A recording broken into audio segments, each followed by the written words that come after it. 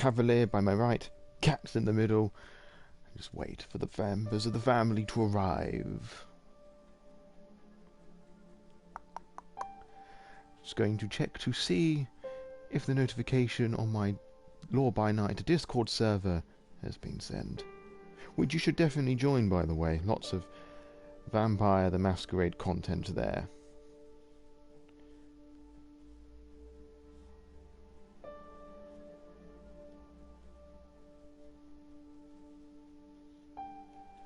Right. It did. It sent it twice for some reason, which probably means it picked up on the little hiccup I made earlier on. Well, the little hiccup as of 3 minutes ago. If you hear any weird snuffling noises, it's my dog.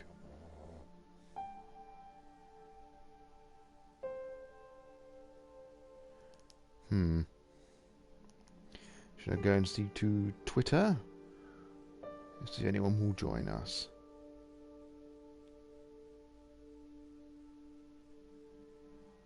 I have to say, I do love the art for this. It's simply marvellous.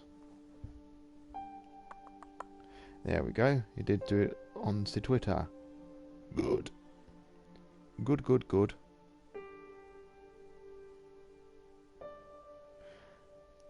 Should just wait a couple more minutes to see if anyone will be joining us. And then we shall start reading.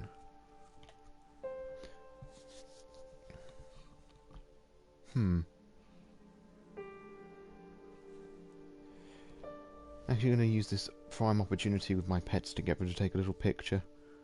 Because the two cats are getting old. Two cats are spooning. Bless.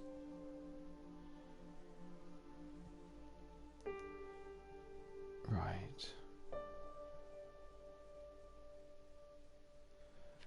I think I'll give it one more minute and then I'll start reading. And hopefully the family will join us. I think I'll get rid of that dud message on the Discord server. There. So only the one that's now live is present.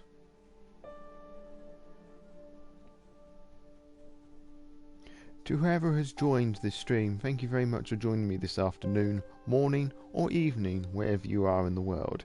How are you doing on this quite groggy Monday?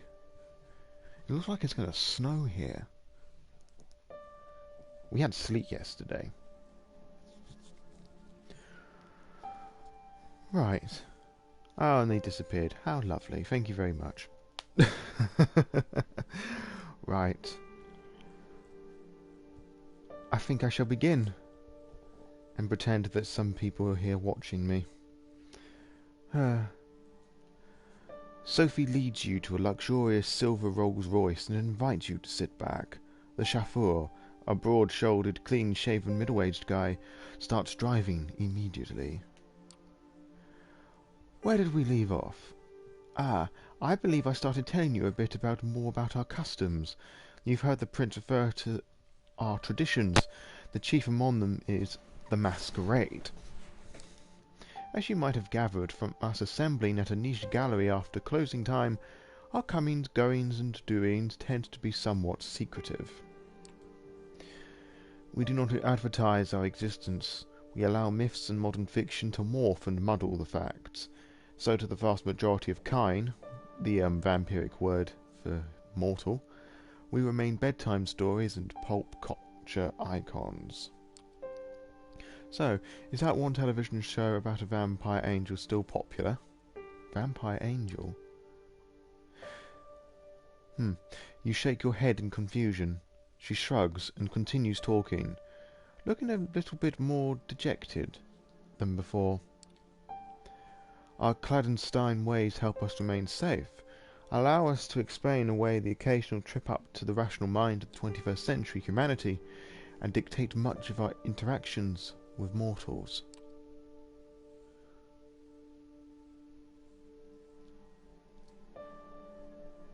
What's the risk? What's the worst could happen if you're a vampire? I'm sure you can defeat any threat that comes your way. It would surely make things easy if we could. Unfortunately for us, there are plenty of things that harm us. Chief among them are sunlight and fire. Both will burn you to ash. That's why we rest during the day. You feel it, I'm sure. That it's more like being dead than being dormant. But we have no choice. We are night dwellers and day sleepers. So more folk-related threats are just legends or, occasionally, a minor nuisance. Garlic, running water, even religious symbols don't repel us, unless the wielder is uniquely pure and godly. And the reason why she says a minor nuisance, because in the tabletop games of Vampire the Masquerade, you can purchase flaws, supernatural flaws for your character sheets. So things like garlic, running water, silver can do damage to vampires where otherwise they wouldn't, unless the godly figure she refers to is somebody who wields true faith, where their passion and their emotion and mindset to religion is so great that they can repel vampires, and on some occasions turn them to ash. And I wonder if she's going to explain all of that. Stakes through the heart, no. Now that's something to avoid. They do not destroy, but they do paralyze, which, under the right circumstances, can often be the same thing. Likewise with the previous sets of floors, the garlic, the running water, you can purchase a floor in Vampire the Masquerade 5th edition, the latest edition of VTM, where stakes in the heart will kill you, but I have no idea who would choose that and why. Anyway, carrying on. That's a reason to have somebody like me, my trusted driver, Gregory, making sure you're safe when you drift away. We have many enemies, as they often know their advantage lies with daylight.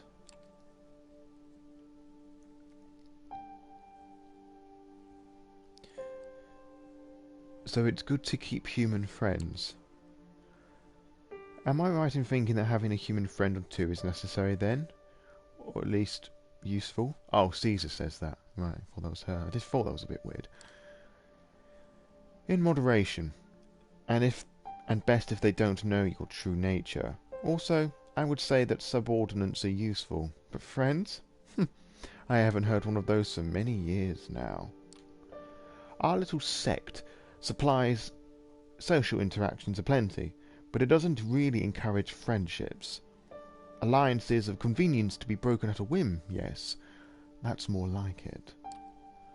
Long-term solidarity does occur in the Camarilla, but we are a very politicized organization by necessity. Loyalty is us to your sire, to your prince, and to the sect. And in the case of the Tremere, who, for anyone who doesn't know, the Tremere are basically vampire wizards. Friends must remain a distant priority at best for us, to maintain the masquerade and thrive as the years pass. With age comes authority, with it comes influence and power, if you wish to reach for them. She seems to be lost in thought and falls silent for a while, leaving you to ponder all the things you've learned tonight.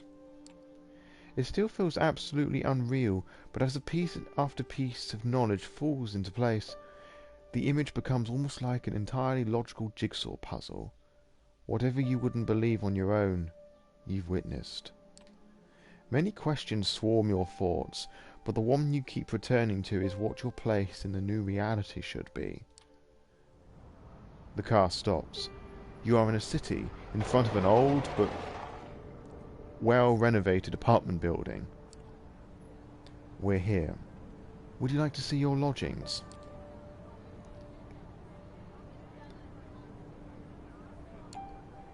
I get my own apartment. That's neat. Consider it the first of the many gifts that I'm able to grant in exchange for loyalty. Come upstairs. She leads you through a small hall with a night guard who greets Ms. Lanley with a good evening, and you take the stairs up to the second floor. Sophie opens the door to room 209.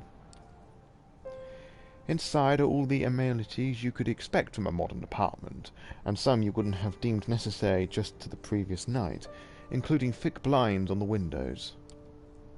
The back room has a comfortable-looking bed and a fixed steel door with several sturdy-looking locks, but no windows. Well, how do you like it?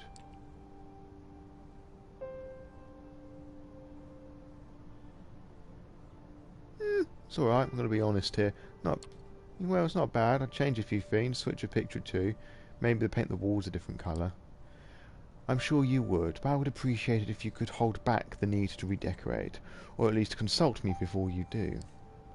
The time for solo acts will come later. Right now, what we need is collaborations. Tomorrow I will take you hunting and discuss the blood in more detail. I will let you get comfortable. The keys are by the television set. I will come pick you up. Apologies, my dog Holly, she snores like a really loud thing. So yeah, if you hear snoring, it's her. Excuse me. I'll start that bit of Sophie's dialogue again. I will let you get comfortable. The keys are by the television set. I will come pick you up tomorrow night. Use the back room for rest. You can lock the doors, just in case. It stings a bit when she leaves. It's like the room suddenly becomes a few shades dimmer. You inspect the kitchen, hoping to find something to drink. Nothing. No regular food either. Feels strange that Kadir could be a more thoughtful host than your new sire, even if only in that respect. You briefly wonder if the sheriff might have a hidden side. Let's have a look to see what this dictionary holds. Okay, it labels all the traditions out. It's cool.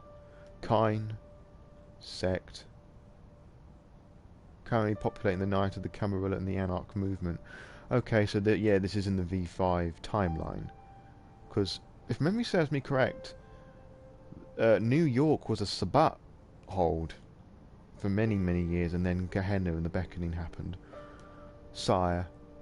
Sheriff.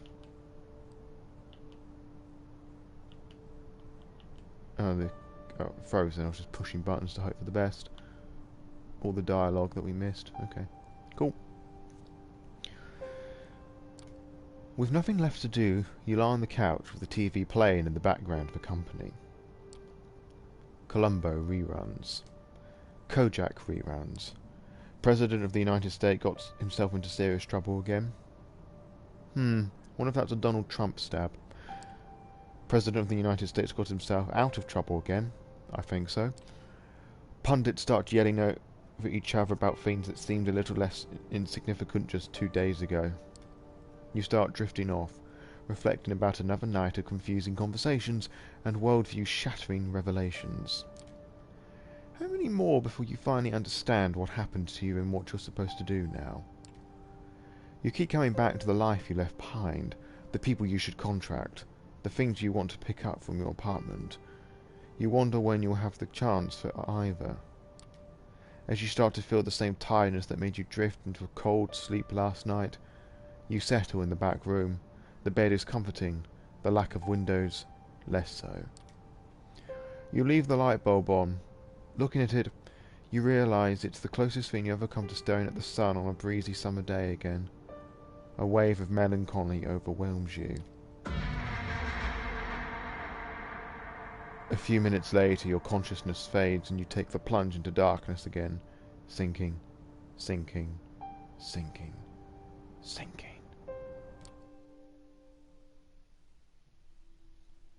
Okay, what's this? Right, so this is a map of New York. We got like little rivers going through. I would hazard a guess that throughout the course of the game we're going to be able to go places. So for the time being we can't do anything, so let's just rest. Hunger is at the heart of a vampire's existence. To ignore it is to tempt the beast to take over it in its desire to feed. To overindulge in feeding may threaten the masquerade while staining what humanity you have left. In Coteries of New York, having a high hunger is indicated by progressively thicker blood frame around the screen. like the one you see now. Okay, I can only see 3 of the corners because the way that the PS4 is streaming this.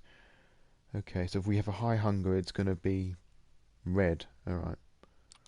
As your hunger grows, as does the indicator, your hunger may increase when you call upon your vampiric powers, or when you need to mend your wounds after a fight. Okay? When your hunger reaches the maximum level, you will receive a warning after you complete a piece of the story. Ignore it at your own peril. Yes, because if you let hunger consume you, we will enter frenzy and the beast will take control. Some choices might only become visible if your hunger is high enough. Similarly, high hunger may block off some choices, as you'll be able to see after pressing continue. Ah, okay. Yeah, that's definitely the V5 timeline because they have their own.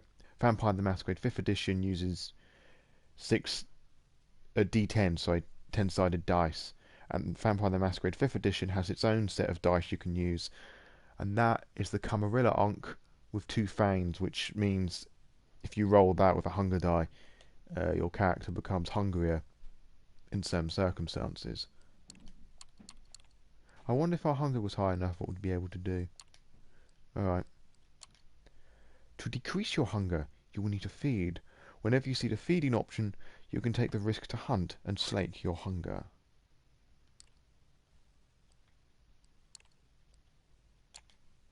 You will need to keep the hunger at bay if you are up to hold the masquerade and survive the nights that await you. Okay, so I see the little dials, day to night. Cool, gotcha. Ah, still nobody's here. Marvellous. You open your eyes. The bed isn't warm. The room is filled with artificial light from the ceiling. The solid metal door is closed. Normally you'd stretch for a bit. On some mornings you'd probably throw the quilt over yourself and snooze a moment longer. But that was before. The way you woke up now, you are fully conscious. No grogginess. Nothing weighing you down. Just the nagging need in the back of your head. Oh, excuse me. Yeah, rather sleepy. Myself, actually. Didn't get the best of night's sleeps last night. I'll take this moment to have a little drink, so sorry for any slurping noises. Good. There were none. Hunger. Not as severe as the last time, but unmistakably there. You get up and open the door to the main room. A digital clock on the TV screen shows the time, 9:04 p.m. You walk over to the blinds and retract them cautiously, the only light coming in the NYC's artificial nighttime luminescence. So that's what your waking hours are going to be like now. You miss the sunlight already. You're seriously considering just walking out of the apartment and figuring this all by yourself, but then you come back to the memory of Kadir's exotic sword being raised in the gallery. Yes, I have my thoughts about Kadir. He's the sheriff. He's basically, well, as you'd expect, the police force, as it were. Well, that and the Arkans, but anywho. Because of his curved sword and his exotic name, I want to say that Kadir is a Banu Hakim, or a member of Clan Assamite. Maybe sticking around isn't that bad of an idea after all. You keep jumping channels for around half an hour and then switch to streaming services. Almost as if the universe had a sense of I'll try that again. You keep jumping channels for around half an hour and then switch to streaming services. Almost as if the universe had a sense of irony. You catch True Blood and the flood of recommendations. Yeah, True Blood is very much influenced by Vampire the Masquerade. It even talks about Cain being the first vampire. The doorbell rings. It's Sophie. Good evening, Caesar. Slept well? It's not really like normal sleep, is it? I suppose it isn't. Some say it's more like being dead, but we wouldn't know, would we? It's no use reflecting on it anyway, except this is who you are now. You made the right choice yesterday. I can teach you many things about yourself. Your blood, its desires and its power. We will begin tonight. You are hungry, yes. I am sure you are. Our kind always is. There's only one remedy. The blood. The drinks we had yesterday at Elysium are not the usual way you slake your thirst. So tonight I will assist you in your first foray into hunting. You need to learn to scent the kind of blood you desire, to understand how you can use the kind's own abilities to your advantage. Well, I'm ready to learn. Let's get started. Such eagerness. Or is it your hunger making you impatient? You will find that drinking moderate amounts of it regularly will keep the hunger and the whispers of the beast away. You might think yourself monstrous, but there is a balance to be found here. The kiss gives the kind pleasure. You remember this from your own embrace. Some can even become addicted to the sensation, but if you do it right, they tend to misremember your feeding. That would explain a fair amount about why our Toreador Caesar felt intoxicated by our sire, Toreador. We were addicted to his kiss, which was probably combined with his stupid amounts of presence that was going on in the air. Yeah, the kiss being the bite. You know, either feeding or embracing a vampire, or feeding off of a mortal, again, or vampire. I mean, it might seem a bit dodgy that something kind of predatory gives people pleasure, but think how unpopular the game would be if by default it just gave people a shitload of pain. It wouldn't be particularly fun being a vampire in the game, because people try and find other ways to go about the feeding. It'd be far more humane, like through blood bags and animals, I would have thought. Anywho, after all, vampires do not exist. They are myths, fairy tales, and pop culture mainstays. Correct? She gives you a sly, knowing smile. That is why the masquerade is so important, and even more crucial when you feed. How do I choose who to feed from? Are there better or worse, targets? Isolated kine are the easiest to prey, of course, but much depends on context. Hunting requires a different approach in a busy club than it does in an empty street. With time, you will have the luxury of finding your preference in hunting methods and prey. For now, I suggest experimenting, in moderation. Feeding from the same area repeatedly can be dangerous, but by branching out you risk the ire of other kindred whose domains you trespass. Lucky for you, NYC is more forgiving in this regard. How convenient. New York is somewhat of a unique position. Many of its neighbourhoods remain contested or unclaimed. The reason for this is a lesson for another time, but keep the feeling in mind. I'm going to hazard a guess that it's because what I said previously with... well, if I'm correct in thinking that New York was a Sabbat territory and most of the Sabbat fucked off to the Middle East to fight in the Gehenna conflict, which is, as of this recording, is yet to be fully documented in a book you can read about. It's all just up in the air speculation. Take opportunities to feed when they present themselves at these upcoming nights. As long as you hunt cautiously and respect the masquerade at all times, you should be fine. To wit, I want you to join me for a trip tonight. Is that supposed to be to with? Because I feel that doesn't read properly otherwise. To wit, right. To wit, I want you to join me for a trip tonight. Come downstairs. Gregory is waiting for us. Just gonna take another drink.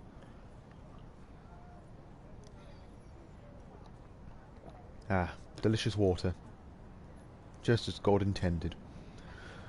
The busy streets fill the air with traffic noise, pedestrian chatter, and a mix of smells that disorient you momentarily. These warm bodies contain what you want, what you need. You catch yourself. Do you really just think of these people as mere sources of blood? It takes a nudge from Sophie to break your train of thought. A driver opens the door for her, and then tips his hat to you, gesturing to the back of the car. The car usually joins the somewhat thick New York traffic. It's still busy in a way only one of the biggest cities in the world can be, but compared to the daytime commute, it's a pleasant drive. You barely have the time to gather your thoughts and formulate new questions before the car comes to a stop. You're among the tall skyscrapers that take up Manhattan's iconic skyline. You feel a pain of emotion as you realise this is where you took part in the expedition just 2 nights prior. Same address, and you suspect same hall. To what ends has it been repurposed tonight? Come, Caesar. Park the car. Gregory, will you? Oh, right. Full stops and commas were in the wrong place. Come, Caesar. Park the car. Gregory, will you? The driver just nods. Good use of sound effects. The driver nods, and Sophie gets out. You join her, and the two of you walk through the glass doors together, and then take the elevator up. You first notice an empty stage with the instruments of a string quartet still in the back, and then take in a few dozen chairs stood in front of it. The concert's seemingly concluded. The patrons, all smartly dressed and posh, have spread out all over the hall. Sophie strides confidently inside, produces an invitation from her purse that she flashes in front of a security guard. You follow close, and you are let through without an issue. Let's start easy. A social setting like this, one could usually prove quite challenging in an inexperienced kindred, but consider this evening a small gift from your patron. In hoping to produce for you a willing vessel, just remember what I told you about taking small sips. This one I have a soft spot for. Don't damage her. Now let's see here. Ah, there he is. She notices somebody in the crowd, flashes a heart-melting smile, and suddenly even you feel drawn to her. You haven't thought about it, but it's laid clear before you in this moment. Sophie is beautiful. Just looking at her is a privilege. Just being with her makes you feel elated. And this is the power of the Toreador presence discipline. It can make people feel attracted to you, that they're the most stunning thing in the room, and I reckon the dialogue's going to go on to the fact that everybody's just going to turn and make her the centre of attention. Everybody in the crowd, but especially the man who's almost tripping over himself to reach her, clearly agrees. Edgar, I'm so happy to see you.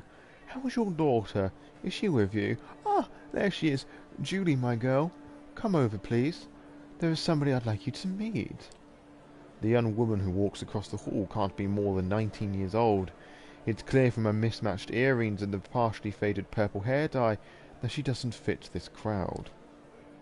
Julie, this is Caesar. I think the two of you should get acquainted when I talk the business with your dad. Awfully boring stuff, I assure you. I'm positive you'll like each other. Her eyes are flashing, probably indicating she's using presents. The girl gives you a shy smile and nods towards the balcony stairs. You follow, somewhat unsure what it is exactly Sophie expects you to do. You reach a secluded space on which the entire lobby is visible. All eyes are on Sophie, then listen intently, then laugh when she does. Julie saves you the trouble of figuring out the next step.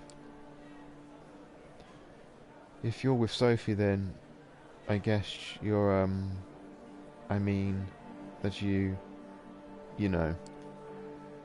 She puts her wrist at her lip. She puts her wrist to her lips and gives herself a theatrical nip. Then she looks to you, embarrassed, but also hopeful.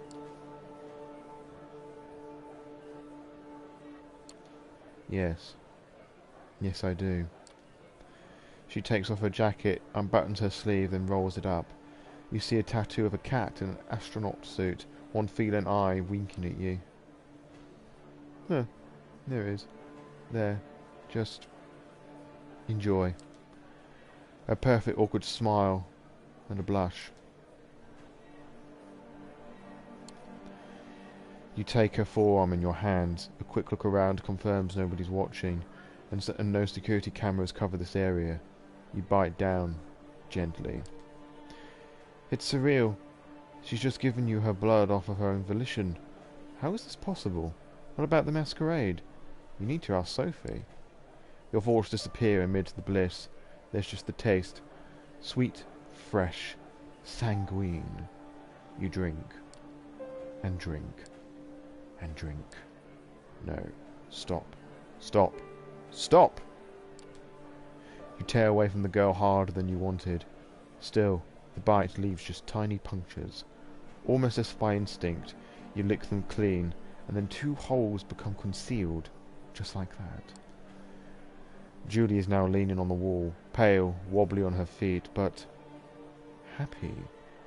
She lets out a dreamy sigh, opens her eyes. A few tears fall onto her shirt. Tears of joy. Thank you. Please, can you walk me downstairs? Please. My dad, he doesn't know. Thinks it's a condition. Ms. Langley told him so. That's an interesting relationship. She leans on you and requests you walk her over to a bench. She takes a seat and smiles at you. The crowd around Sophie disperses slowly. Looking at her, now only some residual awe hangs in the air. Yes, she's pretty. Maybe even beautiful, sure, but not your type. What came over you before? You walk over to her. Edgar, dear, it was splendid talking to you, but we need to get going. Give Julie my best wishes. Come with, Caesar. Gregory is waiting for you out front. It's only in the car that Sophie addresses you. I can tell from the look that you took the opportunity. Good for you. That girl's exquisite, don't you think? You wouldn't tell by her demeanour, but she has so much passion. It brings out a unique bouquet in her blood.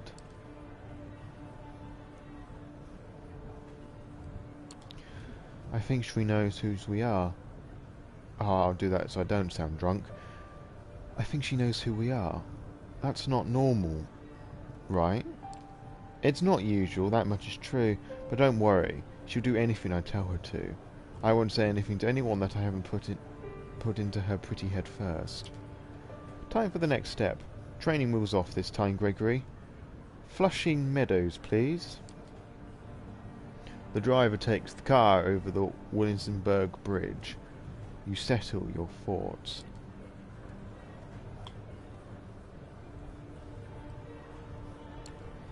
Those people back at the hall, they were all entranced. Even I was under your spell. What was that? She smiles with satisfaction. That old trick, just the blood doing my bidding. We all have our talents. Some of them come from a legacy we inherit from our sire. Others can be learned with experience. I can sway people or make them fear me. I see more of the world in greater detail than some kindred. I can will my blood to move with unparalleled precision and grace, and more. She's talking about the disciplined presence I mentioned a moment ago. All of these skills make me who I am. They also help me hunt.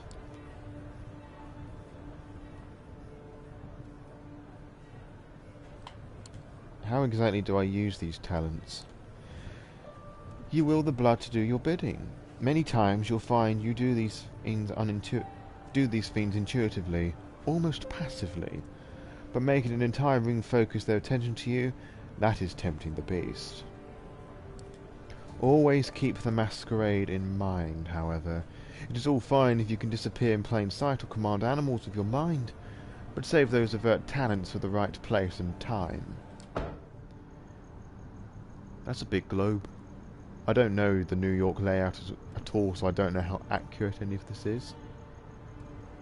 Just looking at the painting, it looks like the trees of...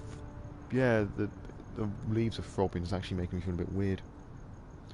Anyway, It takes you half an hour to reach the park at this time of night. Both you and Sophie leave the car, with Gregory left behind again to find a parking spot and keep an eye on the car. Sophie seems deep in thought. She takes in the surroundings with a dreamy gaze. The sky is surprisingly clear tonight, the stars just barely visible in the light polluted aura of the city. I feel like having a snack myself. I'll be by the fountain. Go, look for somebody to your liking. See what effects you can achieve with your blood. But only pick one victim. Just one. Then come back. Seeing how she seems not altogether here right now, you decide to leave Sophie to her own devices and seek out your prey. Have another drink, because my throat's dry. It's a drink of water.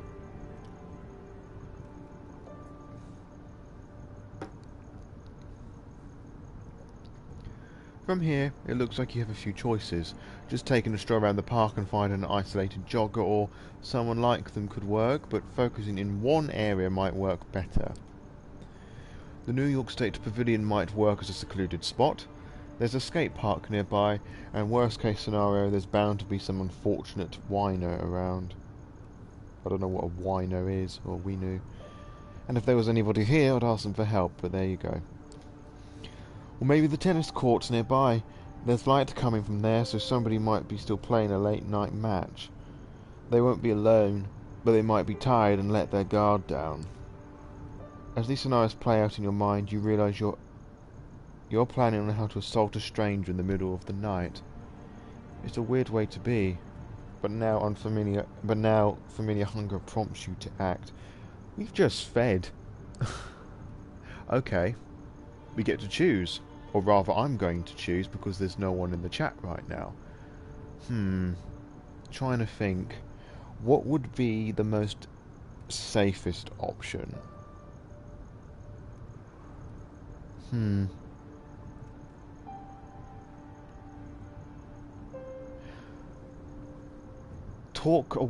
Take a walk, but don't feed. We might find somebody. Oh, that's not what I wanted to do. Ugh. You decide to deny your hunger this time round. Sophie will be disappointed for sure, but why should you care? There has to be another way to do this, a better, more humane... Ah, for fuck's sake, that's not what I wanted to do at all. You think back to that girl, Julie. She wanted to give you her blood willingly, or it seems so. Maybe you can groom people to feed from. Maybe they actually enjoy it. But that's just creating an addict.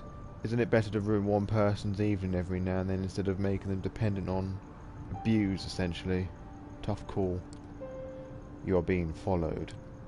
You only notice it now as you're ruminating around its course. It's somebody definitely tailing you. You stop and turn to them. You tap into your blood to try and replicate Sophie's trick from the gallery. But with a twist. You don't want to impress your pursuer, you want to scare them. You puff your chest, look straight at them, and you find that they have trouble approaching you. In the poorly lighted alley, a hooded figure's weighing their options. Oh right, I see, this is going to be the other feeding option. Even though you definitely feel something change in your aura, even though this is the most intimidating you've ever felt, the figure forces itself to walk right toward you. Hoodlum. What do you think you're doing, barging in on my turf like this, lick? Lick is a derogatory term to call a fledgling. So this dude's a vampire.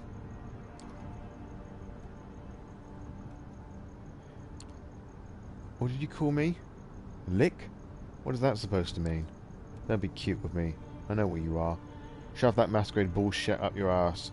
Better tell me who you are before my posse shows up and we beat it out of you.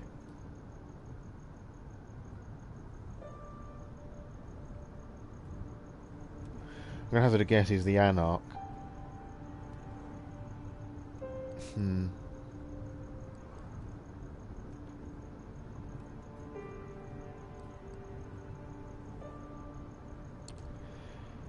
You talk big, but I'm thinking you're just a chump. Want to prove me wrong? He tenses up, gives you an extremely nasty look and bares his fangs. You don't want to push your luck. Dumb fuck. My crew is in earshot. One shot away and you're D-O-N-E. Done. You get what I'm saying? So if you want to dance, let's dance. Once I'm through, I'm going to hand you over to Callie and you're going to be sorry if I didn't finish you off instead.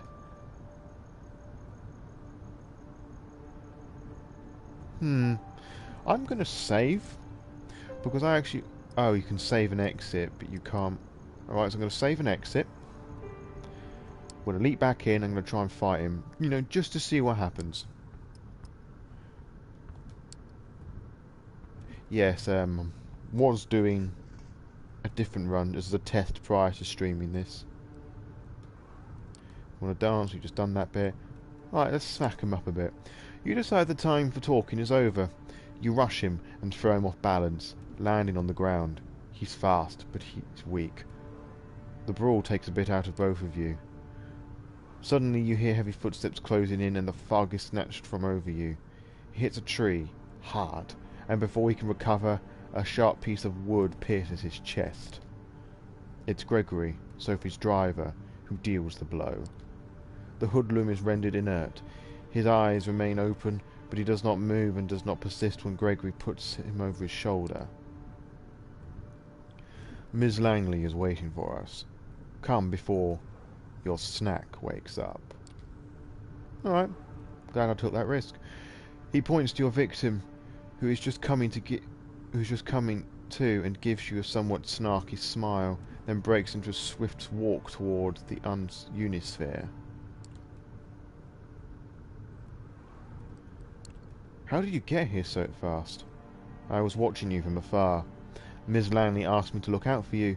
She suspected you get into trouble. He seems to realise he might have said too much and just keeps walking, somewhat embarrassed. You reach the unisphere together, with the hoodlum in tow. Two figures are visible in the sculpture, a man and a woman, tangled in a passionate embrace. No, not exactly.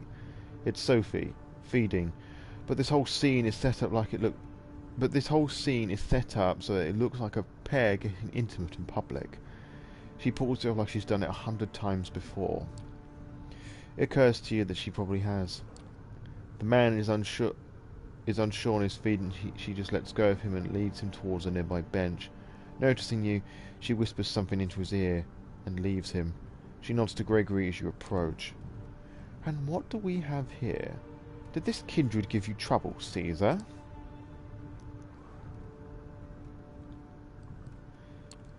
He said something about presenting me to somebody named Gallihan. Ever heard of him? She looks shocked for a split second, then recovers her regular countenance. Yes, I have. I thought. This hoodlum is Anarch, then. Curious. Corona Park has not been claimed by any kindred last I checked. Let's go to the car. We'll put him in the trunk and present him to Kadir tomorrow night. I'm sure he'll be delighted to make this unbound's acquaintance. Gregory carries the staked vampire and dumps him in the car's trunk like a mannequin. It's a strange sight, and you're quite happy you're not in that poor fucker's shoes right now. It's almost surprising that you get away with casually throwing a stiff into... I'll try that again. I'm really doing this English thing terribly tonight. It's almost surprising you can get away with just casually throwing a stiff into your car and driving away. But then you remember that Sophie has been doing this far longer than you have. Still, the nagging thought that anything you did tonight could have been recorded on a CCTV camera or picked up by a rando with half a decent smartphone and streamed online fills you with dread. Hunting and using abilities is dangerous business. It's clear that this whole being a vampire thing has about as many caveats as it has perks. You're taken out of your headspace by Sophie's voice. I will pick you up tomorrow night, same as tonight. I have some business to attend to at Elysium, and I expect you to accompany me. It's strange, I always thought... Well, I got the assumption that Elysium was a meeting that was called every once in a while. I wasn't aware that it was something that occurred every night. But then again, if there was business to the prince, it was where you have to find them, I suppose. Well, I still have lots to learn. Plus, our friend in the back needs to be properly introduced to Kadir and the prince, and I'm sure we have some interesting things to say to the court. Her voice is cold, cruel, and nothing like the enchanting personality she showed at the gallery earlier tonight. Sophie's clearly a woman of many faces. Of course she's a fucking toreador.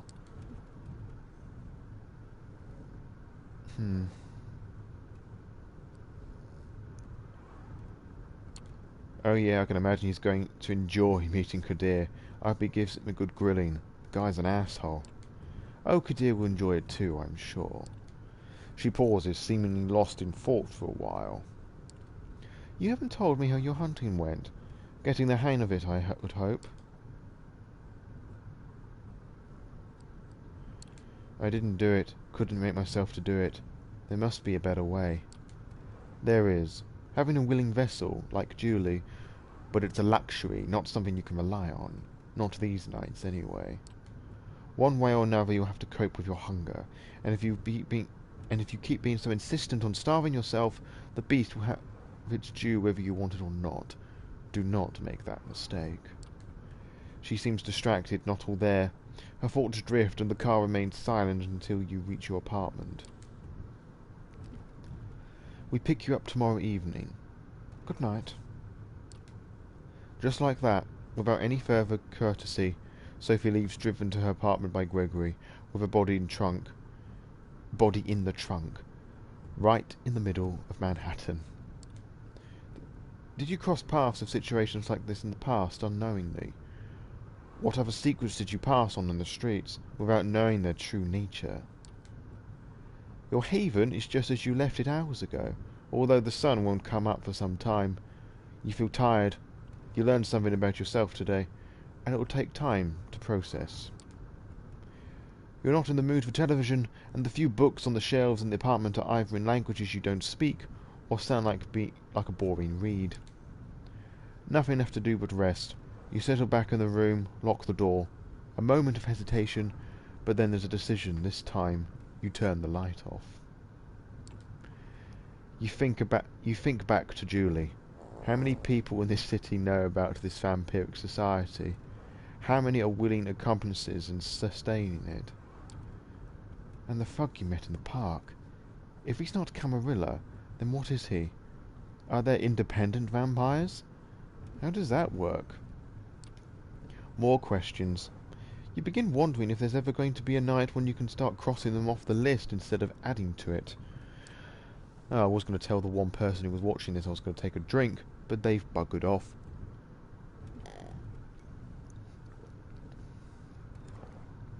You close your eyes. You sink into the now familiar void of nothingness. It greets you with open arms, like an old friend. Can only rest, so let us rest. I was just about to say I'm glad we didn't get that horrible stinger. Your eyes open. It's pitch dark here, the blackness of a coffin drifting in the abyss. Oh, right. The light. You grasp for the switch, flip it. The familiar cramped room with a steel door and no windows comes into view. You emerge from the bedroom fully awake, just like yesterday. This time, however, Sophie is waiting for you, confidently seated on the sofa in your living room space, a book in her hand. The Melancholy of Resistance. The title's sure on brand. Ha! Good evening, Caesar.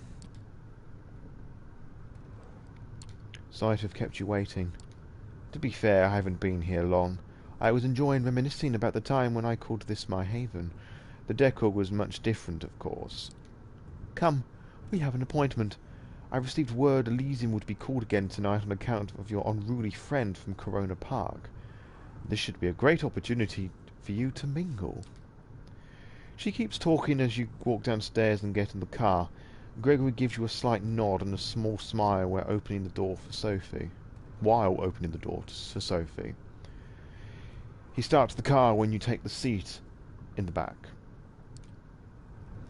Most of the Prima Jean council was bound to be there. At least most of these usually attend. Probably some other important personalities you do well to at least learn about. Alright, as none of those questions address Prima Jean, each of the 13 clans have a member who represents them. That's what a Prima Jean is. Usually the Prima Jean is the eldest or most powerful vampire in that particular clan in a city. There are some rules that dictate what determines a Prima Jean, or whether it's the oldest or the most powerful. Well, they're usually one of the same, but not always. But there are various factors of what can determine a Prima Jean. What does the dictionary say about Prima Jean? Prima Jean Council represents the interests of the local kindred and advises the princes over matters of law and rule. Traditionally, it consists of representatives from each of the most prominent clans or factions in the domain, naturally favouring those of the Camarilla, or Camarilla, though outsiders are allowed to report on any issues to a Prima Jean not of their own clan. Prima Jean are often elders, but despite the term, Prima Jean from Latin means the firstborn, there are no rules in place. This is how it must be. There are some rules that dictate who and what can be Prima Jean.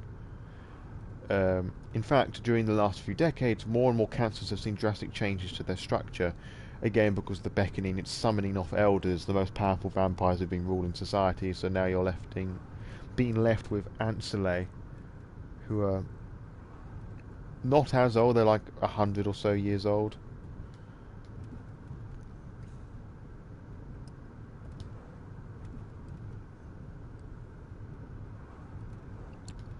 You never told me if there's any Savior Vivere, I can't pronounce that, sorry. If there's any kind of rules I should respect when talking to other vampires. Knowing that you're among your superiors is probably the most important. In our society, status comes with age. Pardon my sincerity, but you are insignificant. Not even associating with me can make the fact that you've been a kindred for barely a few nights be forgotten. So know your place. Stay out of your superior's business and show the utmost respect. Thanking the prince for sparing you, and maybe having a friendly chat with Kadir publicly might show your gratefulness for being part of the Camarilla now. I would suggest making it sincere. I would suggest you make it sincere. Oh, for fuck's sake, I can't read. I would suggest you make it sincere. At any rate, you should behave yourself tonight. Remember what I told you about reflecting on me as your patron. I have a reputation to uphold in the court. Do not tarnish it. There it is. She might have saved you. She might be protecting and teaching you, but it's clear that she's really concerned. But it's clear what she's really concerned about. Her own interests. I'll take another little drink. I don't know what it is. I was doing this last Thursday, and my throat was fine. You step into the art hall with something of a bad memory. The last time you were here, your entire world would have been turned upside down, and your existence nearly ended. But tonight, there is a little outward hostility. Yes, Kadir gives you a look that's definitely intended to remind you of your place, but the prince, also in attendance, seems pleased to see you. Welcome, Sophie. Caesar? Did I get that right? Good evening to both of you. I understand there is somebody else you wish to present to the court tonight. Yes, Prince. They will be joining us shortly. My assistant is retrieving them presently. This better be worth the prince's time, Langley. The prince gives Kadir a cold glance. Forgive the sheriff's harshness. He's in a particularly foul mood this evening. Something to do with Caesar's begetting eluding his grasp, I believe. Ouch. That must have hurt his ego, even if only his reply is a crooked smile. The mention of your sire makes you feel a pang of emotion again. Whoever he was, he left a lasting impression, one that is reinforced with your visit to show the space last night. That's the past. Right now, you're back in the gallery, and are reminded of your sister instead. Emma frequents this place. Is she aware of this clandestine meetings after dark? The flowing up of whispers in the gallery hall breaks out of your thoughts. Gregory enters the room, jumpsuit clad, the inert vampire still staked on his shoulder. The show's about to start. Sophie's driver places his chair in the middle of the room and nods respectively to Kadir. The sheriff approaches the vampire and removes the stake from his chest. The captor's eyes flicker to life, and he starts looking around in disbelief. Like a cornered animal, he backs out of on all fours, keeps going in circles until we realise he's trapped. Kadir steps on the man's chest and pins him to the floor. Why? Who do we have here? Oh, fuck. Oh, shit. No, come on, don't. Silence. The sheriff takes on an aura of utter dread. He appears as if he's a primal force of nature that's out to get you, and there's absolutely nothing you can do to shrivel in terror. He's using presence. I don't think he's an Assamite, because Assamites don't have presence. I mean, I don't know what he is. Maybe he is Toreador or Ventrue.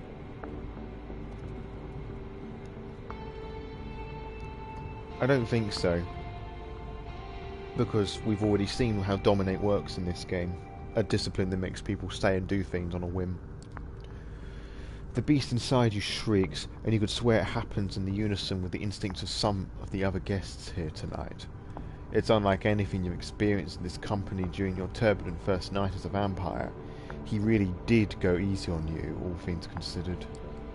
It seems like it takes on all the hoodlum's willpower not to crawl into fetal position and start crying. Jesus. No, please. Don't hurt me, man. Don't. You and me are going to have a little talk downstairs at the prince's discretion. Please, go ahead, my sheriff. And also, there's something to consider is the fact that I'm hazarding a guess that Kadir is an elder, or ancillary, at the very least, and there is a generation difference. Sorry, this hoodlum's probably a neonate, and so at the bottom you have neonate, ancillary, elder, Methuselah, and then antediluvian. The antediluvians are like demigods, and the Methuselahs are sort of, and elders are just really fucking strong. I've heard some people describe the fact that the difference in aura between generations is different. Like a neonate would find the presence of an elder just absolutely terrifying, just like this strange aura that they give off. And I kind of like that idea, and if I ever did a story, like if I ran a Chronicle of Vampire the Masquerade, I would definitely enforce that. You heard the prince. Get up. Let's go. He doesn't wait for confirmation. He just grabs the man and drags him, kicking and screaming, out of the room. Conversations start all around you. Some whispered, some quite overt. Sophie looks somewhat bored of the whole affair, her eyes wandering from art piece to art piece, clearly finding nothing to her particular liking. Toreadors being lovers of art, music, you know, all the creative things, they're naturally drawn to it. That's why I feel quite drawn to the Toreador, even though with the Law by Night podcast I play a Nosferatu who despises the Toreador. God, my jaw hurts. As I said last week, fine. I read scripts out for podcasts, fine. This, yeah, it hurts.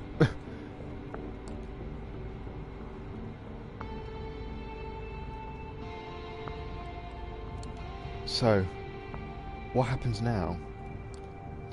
It'll be at least some minutes before Kadir gets the information he seeks out of this thug. Why not mingle while we wait for him to break? Excuse me. Sophie leaves your side and goes to the corner of the gallery where a group of kindred, some seemingly pretty old-fashioned, gathered. A concierge offers you a drink, still warm. It smells nice. Just a sip to start you off, a splash over your palate, coating your tongue on the inside of your cheeks. Nourishment. You're left to your own devices. You have a quick look around. The prince is currently talking to a dark-skinned woman that you can recall seeing her a few nights ago. She has a cold but noble countenance to her. Their conversation seems to be casual. A loud, shrill laughter turns your attention to a bespectacled man you saw with Sophie on the night of your judgment. He's making the rounds, chatting up to different patrons. You feel somebody's eyes on you. A casually dressed, plain-looking man stands along a near column, watching you. He turns his gaze away sheepishly when he realizes you've noticed. Sophie advised us to talk to the prince, so I'm going to attempt to talk to the prince and just show that I'm grateful, you know, for sparing my ass. You approach the prince, trying to stay as respectful to her private conversation as possible. She glances at you as you step forward, her scrutinizing gaze mimicked by her companion. She addresses the dark-skinned woman before turning to you. "Excuse me for just a moment, Camarilla." "Yes, Caesar. What is it?" "I wish to thank you for sparing me, Prince. I realise it wasn't an easy decision to make, and I wanted to express my sincere appreciation." "How thoughtful of you." She takes a long look at you before she continues. "I didn't do it from the kindness of my unbeating heart. You are an asset to Miss Langley, to the Camarilla, and to me. I believe I made the right decision. Prove to me and to the other kindred of the city that it was so, and there might be more to your future than just survival and servitude." The dark-skinned woman looks impatiently at you and catches the prince's attention. "Forgive me, that's all the time I can spare right now. We have some things to discuss with Samaria. Enjoy your night, Caesar."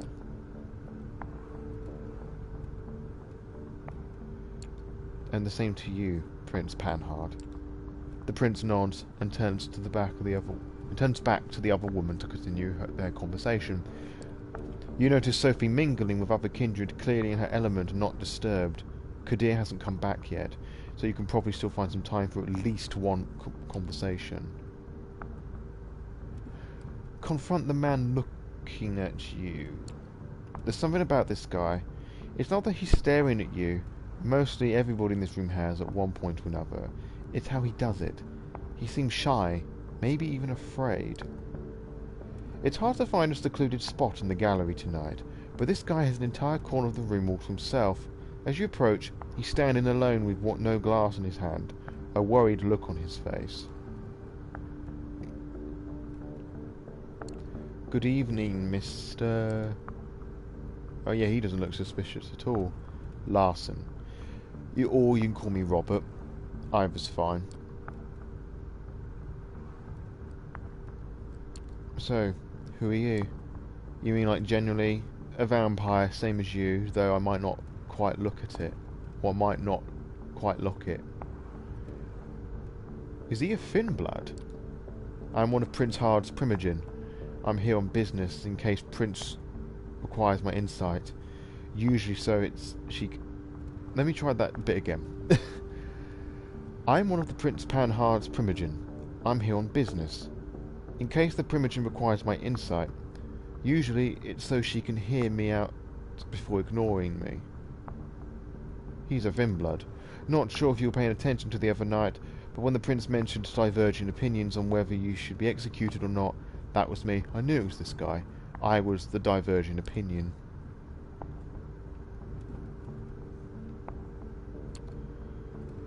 "Wow. That's huge. Thank you. Even if it didn't change the Prince's mind. Yeah, that's usually how it goes. Listen, I don't want to be rude, and I appreciate you reaching out, but word of advice, stay away from me. Many vampires in this sect regard my position as Prima Jean to be some kind of a joke, you know. You talk to me and they'll notice, and they'll hold it against you." "Oh, he's definitely thin blood. Thin bloods are... with each... Remember how I mentioned with generation... You've got like elders, ancillae, neonates. Each level lower are divided up in generation. I can't remember how it is in V5 because they've shuffled the order a bit. Elders are generally generation 7, 8, 9. Ancillae is 10 and 11. And neonates are 12 and 13. Now below that, 14, 15 and 16 are thin bloods. And they like... the vampiric potency in their blood is like really thin. They're not quite that when they're like super... Like, dilute is actually a good word to describe it. And if my suspicion is the fact that he is a thin blood Prima Jean, I find that most bizarre because thin bloods are hated by the Camarilla. Like they're hunted out. There's a whole position in the Camarilla called the Scourge that wipes thin bloods out. I could be wrong, but That's really unusual. I've never heard of a thin-blood Prima Jean before. Must make a mental note of that for this chronicle I'm going to get around to writing sometime. You have a quick look behind you and you see that a few of the kindred keep shooting you curious glances. One woman in particular, a redhead boasting a fanciful hairstyle, watches you disapprovingly. Some of them already do, I imagine. Excuse me, I need to try and get a word with a few of the Prima Jean members before Kadir's returns. Enjoy your night. With just the critical looks of a few kindred to keep you company, you start thinking about who to pursue next. A loud exchange near the staircase grabs everybody's attention. Kadir is back, and the Hoodlum is with him. The sheriff pushes his unfortunate victim inside the room. The vampire that threatened you last night is in a mess. That his stupid hat is inexplicably on his head, covering some of his ruined face in welcome shadow. He's barely conscious. His shin is broken, you think. Something protruding there, making the pant leg bulge. One arm seems twisted at a strange angle. Very little blood, surprisingly, but clearly a whole lot of hurt. Well, Kadir, did our guest cooperate? Tell the prince your name. It's Howard. And who do you run with, Howard? The Midnighters. An anarch coterie, my prince, active for some time now. Though from what this one have told me, the name is about the only legacy the group has kept over the years. I see. Hey, Prince, I didn't mean it. I didn't know. I didn't. A loud crack makes some of the guests gasp orderly as Kadir's slap dislocates the man's jaw. Fuck me, that's a slap. Okay, so he's got potence, because a normal slap wouldn't break a jaw. He's got presence and potence. I'm trying to think the clans that got potence and presence. A spray of blood creates something like an abstract art piece on the floor. This one is guilty of threatening a member of the Camarilla and claiming a domain without the prince's approval. That alone would be enough to pass with judgment, but he is also anarch scum. My prince?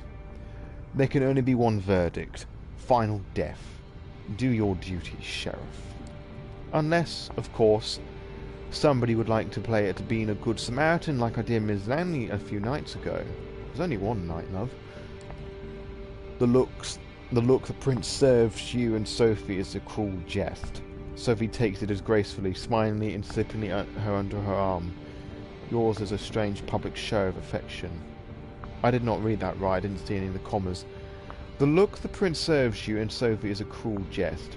Sophie takes it gracefully, smiling and slipping her arm under yours in a strange public show of affection. Nobody says anything. The vampire named Hadwood jumps to his feet and makes for the window.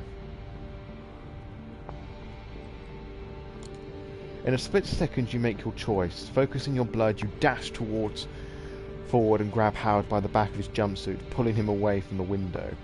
What we just did is use one of his the Toreador disciplines. Celerity, which grants him super speed.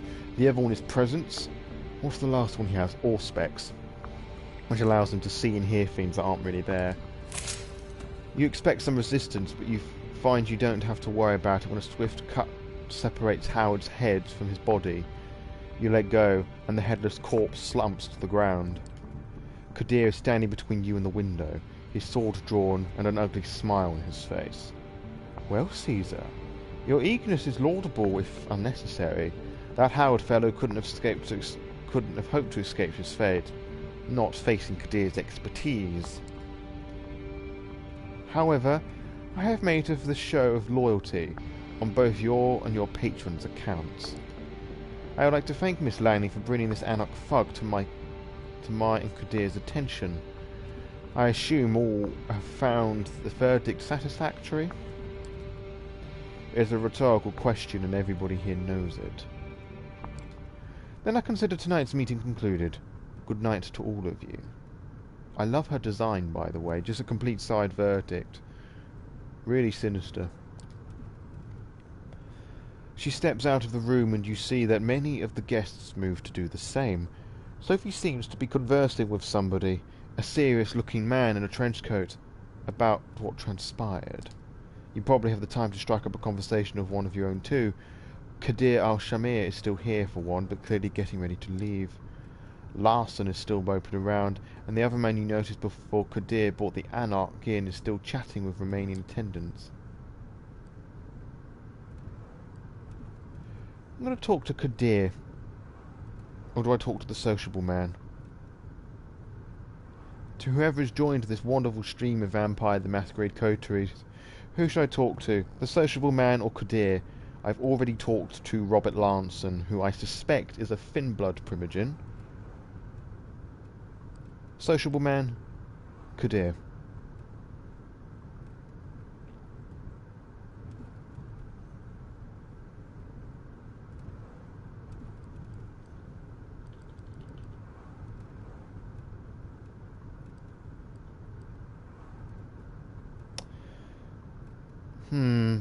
Decisions. Thank you very much, Heather. We'll speak to Kadir.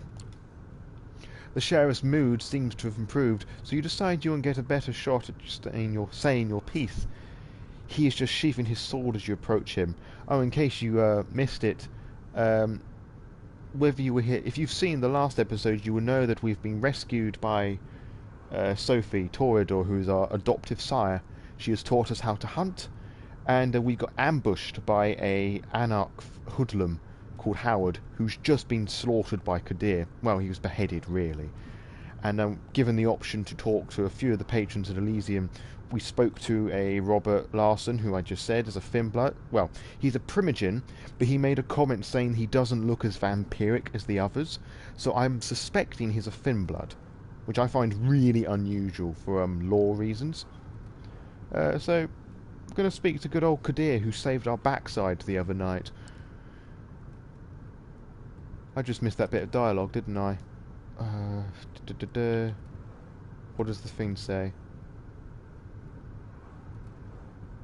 Larson is still moping around, and the other man you noticed before Kadir bought the Anarch. Oh, we've done that bit.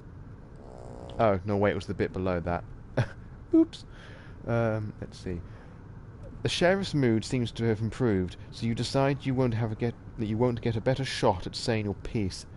He's just sheathing his sword as you approach him. He notices you just before his face turns from a melancholic frown back to his regular predatory smirk. You seem to have caught him in a moment of reflection. What is it, Caesar?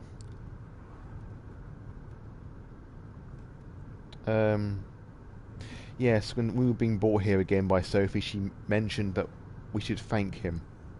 So I'm presuming that's the closest response we're going to get to a thank you. I wanted to thank you for bringing me here in one piece, for giving me a chance. An emotion creeps into Kadir's face that you haven't seen in the chef exhibit yet. Is that gratitude? It's fleeting, only there for a moment, gone in the blink of an eye. It was trying on my nerves, and you are still far and away from proving that it was the right thing to do, so don't think that a few kind words will let you off the hook. Aw, he has feelings for us, but he's trying to he's going all fucking tsundere on us. Pretending he doesn't care. Still, I have to admit, I was as surprised as the prince when you jumped at the opportunity to stop that Anarch from escaping. I was sure Valerie would have beat you to it. Yes, I don't know if you were around when that happened. Howard, the hoodlum, attempted to make a run for it out of a window, but we had the opportunity to use celerity, for we are a Toreador, to blink our way to the window and hold him. I like celerity, and it was the first time it was given the opportunity to do it, so I did it. If there's nothing else, I'll be taking my leave. Why are you so mean? Well, I'm not going to choose the first option, rather. I'm going to choose the second one, but before I do, I'm going to remove my really thick jumper, which means removing my headset, so a moment of noises and silent for just a few seconds.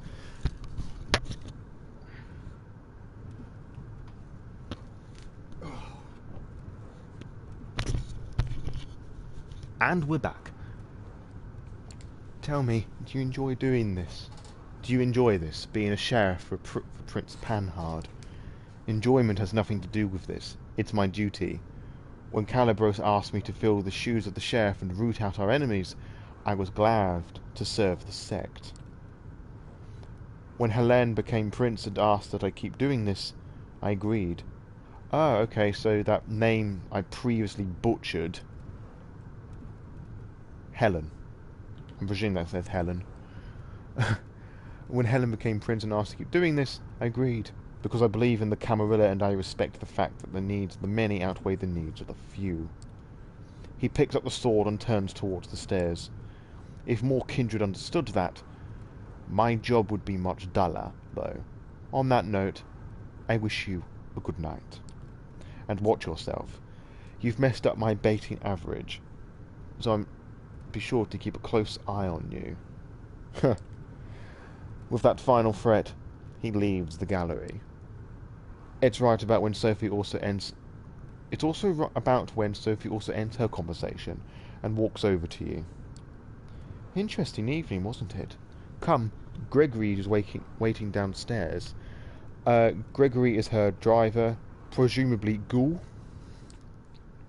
which is a mortal infused with vampire blood, which isn't the same as Vim blood. He can still, presuming that he is a ghoul, he can still walk around in the day, eat normal foods, procreate, do sort of things, but he needs to... he can only gain true sustenance from blood. Vampiric blood. Well, and normal blood too, but, you know, he'll go back to her because it's the done thing. She seems preoccupied with something, and not in a talkative mood. It's an awkward ride back to the city. This time you arrive at another building, just 2 streets across from your apartment. Yeah, she's given us an apartment as well. Sophie given us an apartment, which is rather generous. We know it's her old I can't speak. We know it's her old haven due to some dialogue that happened earlier this stream.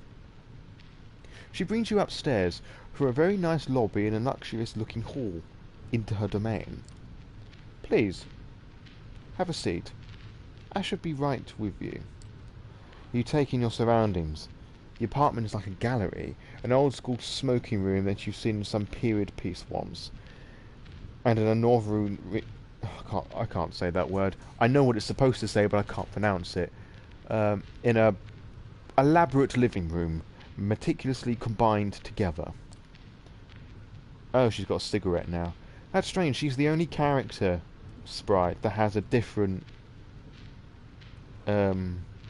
design to her so far. All of them have just been a body, arms down, with the except of the girl that we fed off of. I can't remember her name. Anyway, apologies. Old habits die hard. Clearly, some stick with you even after death. She drags on her cigarette and breathes out. Is that the proper term? Drags? Well, I don't smoke, and I don't intend to. Fucking filthy habit. She drags on her cigarette and breathes out. Breathes. How's she doing that? Can you do that? Oh yes, you might not know. It takes some practice. But you can keep smoking if you like. Other things too. Experiment. You might surprise yourself. I think she might be referring to vampires performing a trick known as the blush of life, where their flesh becomes warm, they look more lifelike. You know, they can appear as more human. So I'm going to hazard a guess with the blush of life. She can replicate breathing, but I'm not sure. I think that's what she's referring to. But I did not bring you here to show off. This is where I rest these nights. That door in the back, the bedroom. Similar to yours. I have servants and bodyguards in addition, of course. I'm just going to take a drink. Mouth and throat's a bit dry. I brought you here because I need you to trust me. Apology for the squeaking noises. It's the sofa that I'm lying on. It acts as a sofa bed as well. So there's a lot of mechanisms underneath my posterior. I brought you here because I need you to trust me. When I told you that I needed your best behaviour to uphold my good standing with the court, I meant it. But that's not the whole story. Yes, because it's a bit unusual that she wanted to save our hide. I have your interests in mind, too. That's why I'm giving you your own haven, why I'm trying to teach you how to navigate this new reality. But you need to trust me, or else this won't work. Yes, I would have expected that we would be staying with her, because Vampire the Masquerade lore, one of the traditions, I can't remember which one, it's the progeny. I think it's the second one. Actually, it's in my handy little in-game dictionary. The second one, the progeny, where... Actually, or is it the counterning? It's... I get confused. Basically, they're two traditions that work side by side with each other.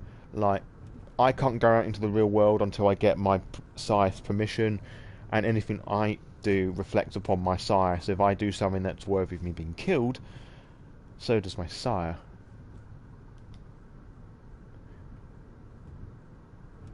The accounting. Thank you. Lots of things to think about.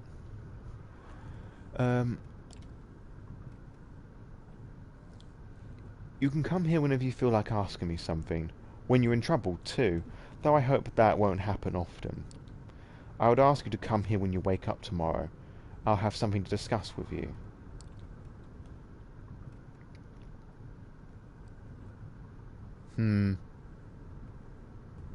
Why not discuss it now? I still need to follow up on a few things before we speak. Patience, fledgling. That silence again. There's definitely something on Sophie's mind tonight, but she doesn't seem eager to share it with you just yet. I'm leaving for another visit. Come downstairs with me. We'll give you a lift. A quick trip, a promise that you'll show up tomorrow, and some polite goodbyes later. You open the door to your haven and gather your thoughts. It's exciting in a way, being dragged deeper and deeper into this secret society and its rules. Whatever Sophie has planned for you, it's bound to teach you more about this thing you have become. This is our haven, by the way. Sophie's old haven. You sink into your vampiric sleep with just a sliver of hope. It's a welcome change.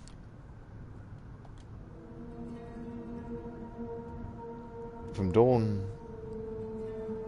Oh, what were those little dots that appeared? I presume there were different places we could have explored. Oh, there's a lot of things there. I'll have to scroll up. Whoa, that was crazy. Once more, darkness falls upon the city. You wake up, same as you have these past few nights, in a windowless in a windowless room. As you pry open the reinforced steel door, you look at the window to see, invariably, a sky bereft of sunlight, and then it hits you. The hunger. For a moment, you let yourself wonder if there will ever come a night when it's not there. Fat chance. Given what you've learned thus far, you probably have as much chance of kick-starting your heart from jumper cables. Yeah. You lock the apartment behind you and head over to Sophie's apartment. You did promise to call on her. Might as well not keep the lady waiting. And hey, what else are you going to do? Call M? She's probably worried at least. Oh, she's probably worried. At least she will be once she actually tries to give you a call, which might not happen for a few more weeks, months if she's busy doing press for her new piece. Yeah, because your sister's an artist, if I remember correctly. Just like you are. We are. Caesar, our toreador. You could try to track down your sire, if the sheriff hasn't done that already. After all, he did buy your painting. There has to be money trail, right? Even so, what would you say to him? These thoughts put you in a weird mood. It's a strange sensation to walk the crowded streets. Same as you have so many times before, but feeling so disconnected. All these people, you're not one of them. Not anymore. You're a vampire. kindred, and you need to carve your own path in this strange new existence, one way or another. Appropriately enough, you arrive at Sophie's building, just as that thought crosses your mind. A quick word with the security guard, and you're let into the elevator. Apparently, Mrs. Langley is expecting you. Of course she is. Strange that she's been Ms. Langley up until now. You knock and wait, patiently as the footsteps on the other side grow closer. Finally, the door opens, and Gregory, Sophie's driver, invites you in. You find the lady herself standing by the window, silhouetted against the city's night glows. She stares out, motionless, like a marble statue. I wonder what she wants. It's moody. That's not the best animation in the world. I mean, I get that it's supposed... I believe when the PC version came out, everything was... they were just still paintings. They didn't have all this like fancy stuff going on. I could be wrong, which is probably why this looks a bit... what's the word? I don't want to say crap, because that's mean. Because it's a wonderful painting. I get... Dishonored flashbacks looking at that. But yeah, it's not the best. But, oh well.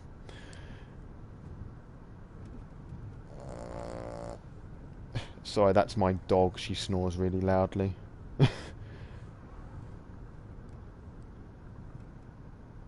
Everything alright?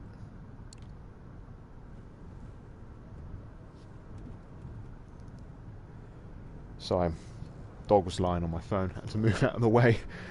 Is everything alright? She doesn't react immediately, but seems to snap out of some meditative stance and looks at you with strangely bleary eyes. Yes, it is. How kind of you to ask. Tell me, when you look out at the city, when you see the lights, hear the hum, smell the rain on the pavement, what do you think about? You gaze out. You thought the city couldn't surprise you anymore. You've lived here all your life, after all. But tonight something feels different. You realise, in this moment, that you have truly changed. Yes, you know what Sophie means. The way she gazed out that window and saw the truth beyond. You do the same. The view is fascinating. Each detail absorbing, every angle a new experience. The familiar made sublime. When you turn to Sophie again, she smiles at you knowingly. Ah, so you understand. I had my doubts, but perhaps we are of shared lineage after all. Is she referring to the fact that we're the same clan? A vampire's bloodline, the kindred sire, etc. An archaic term. Ah, interesting. Usually it's the Ventru and La Sombra that are interested in lineage. So what? Is she technically my blood mummy? Blood mummy. Aw. Or blood grandma. You see, the blood that flows within me is of Clan Toreador. There are 13 such bloodlines among us, though the number has been contested in the past, and these nights it seems that nothing is certain anymore. The clans may have gone by many efforts over the years, but the names used these nights have their roots in medieval times. The original Inquisition, if you can believe it. I did not know that. The Inquisition being vampire hunters that were created by the Catholic Church, kind of encouraged by the Toreador, La Sombra, and the Ministry, or some of you may know as the Followers of Set, or Clan Setite. Each one having a different finger in the pie of Catholicism. Toreador were very interested about change, and they saw this as an opportunity to completely reshape kindred society. The La Sombra had power in the Catholic Church and other religious sects, and the Setites just wanted to wipe out all the other kindred species, basically. They use these to categorize us, describe our inherent differences. In time, we adopted them ourselves. I had no idea about that. I've never seen that in any of the clan books. Well, the clan books that I own or any of the lore books. I wonder how true that is. That has really fascinated me. You learn something new every day. Each clan has a uniqueness. Like, how the hell are you supposed to pronounce that? Has Blair about it. Inescapable, originating from an original progenitor, carried from sire to child. For the Toreador, the gift lies in a sensitivity of sorts. We are uniquely attuned to the beauty and ugliness both. We can see either where most cannot. A blessing on most nights. Occasionally, a curse. Yes, because Toreadors can be so attracted to things that they deem worthy of their attention that they can just become entranced by it. They just do not want to do anything else. And I word it like that because, especially in 5th edition, I find they're just the clan that's just drawn to pretty things. They like pretty things, and that's not true. I mean, how would you... I mean, they like art, but how would you describe art? Painting, a picture, a music, torture? I mean, the Toreador anti-tribute, the Toreador of the Sabbat, actually have that vice that they are drawn to torturing their prey. So, yes, that's why I word it like they are drawn to... I can't actually remember what I said, but they are drawn to things that are especially worth their attention. The beauty of it is probably it. What they deem beautiful. Actually, a good way of describing the Toreador vice.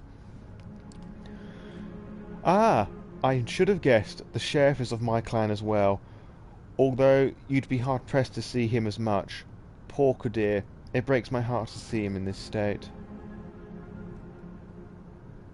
Yes. What is art? Ah, so Kadir is the Toreador. Interesting choice for a sheriff. I'm trying to think now because he slapped that hoodlum and broke his jaw. Maybe he's just really strong. I just saw that as a description of potence. I don't know. But the sheriff is a Toreador. Ah. Cool. Dope. Still, there is a beauty to it as well. Nothing like a good fall from grace. Try as she might to act playful. You can tell she genuinely cares. She lets her gaze wander for a brief moment, but is quick to regain her composure. Then there are the Ventru, known for their pride and a proclivity to rule over others. The prince represents that clan, as it is quite common in our society around the globe. Of course, the prince is a Ventru. What else? And I gathered that from how she presented herself during the last episode, and the fact that she used Dominate over us to get us to talk about... What did she get us to talk about? She got us to reveal something. Yeah, she got us to reveal about the information regarding our sire, because I was being quite reserved about it, I think. She used Dominate on something... I can't remember. Where the Blue Bloods, which is a nickname for the Ventru, they've all got different nicknames. Ventru, Blue Bloods, Toreadors, Divas. They have several, actually. Divas, degenerates, perverts. Those are the ones I can remember. Where the Blue Bloods think of themselves as rulers, the Bruja, or Bruja if you want to use their proper pronunciation, like to see themselves as preeminent revolutionaries. They call for universal rebellion while being slaves to their own temper. Yeah, Brujas are the... They're sort of described as... Well, as she's... Revolutionaries is actually a better word to describe punks and rebels. That they encourage and push forward change in society. What are their names? Well, I've just given a few. Punks, rebels as nicknames. Riff Raff, I heard once. Prometheans, the Learned Clan. They've got quite a few. And the thing that Sophie says about them losing their temper, that's one of their clan weaknesses. They frenzy quicker. They get riled up much easier than other clans do. Of course, if they enter frenzy, they become one with the beast. The beast takes over, they act more animalistic. The Ventrue clan, their weakness is that they can only feed from a certain group of people. So it could be blonde women, black children, or, you know, it could be anything, and they suffer bad effects if they drink from people that doesn't fit their vice. There are ways that they can swap over to a different type, but I can't remember the mechanics in place that determine that. There aren't actually any rules for it in V5, but I believe there are. I read it somewhere on the wiki, and that's taken from one of the older versions. So I'm taking that with a pinch of salt anyway. We don't discuss the rabble anymore. Not after they've largely broken off from the Camarilla. To think they were philosophers once, long ago. Yeah, the Brujas in Vampire the Masquerade 5th edition, which is the version that this is running off of, and the most recent version of the tabletop game, there was a big old powerful Brujas called Theo Bell. Yes, true, or by Night Studios, that's very true. I've forgotten about that for a moment. Yeah, for anybody else who's watching who doesn't know what's going on, there was this big old... The Camarilla, one of the big factions, they're called sects, and one of its most powerful members, a guy called Theo Bell, basically murdered one of the top dogs in the Camarilla and took a load of the Brujas with him. I use Brujas because that's the original pronunciation, but most people call them Bruja. I'll probably jump between the two.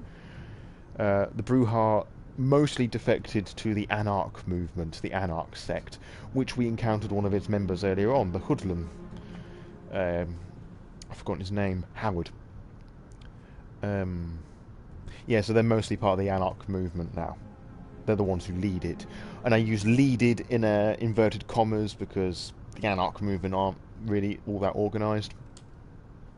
I hope to tell you more about some of the other bloodlines tonight. Oh cool, she's going to give us a whole rundown of the clans.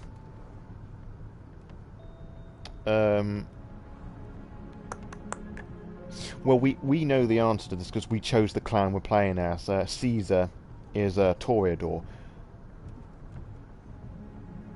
But she just said what we are. I'm going to choose it anyway because I don't... You know, because there might be more she want to give about the Toreadors that I've missed. Do you know what my clan is? No, I can only guess it, based on certain aspects of your behaviours and tastes.